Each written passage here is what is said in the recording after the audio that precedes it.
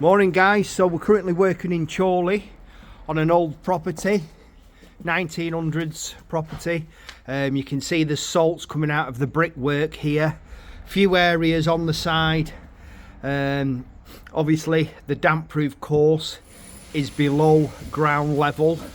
So really there's no damp proof course in this property because it's all below. So you can see the height of the walkway, and you look down here and you can just see the damp proof course there.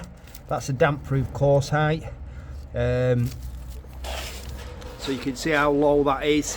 These clowns have insulated this with retrofitted cavity wall insulation. You can see all the salts.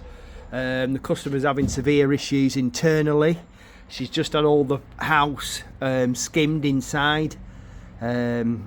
But obviously the problem will never go away because we all know what's coming. The wet cavity wall insulation. It's absolutely saturated, soaking wet, and that's the problem. So if you have got damp issues inside a house or sporadic damp patches, it's really worth getting us out to check the cavity wall insulation, because this can be the main cause of a lot of things.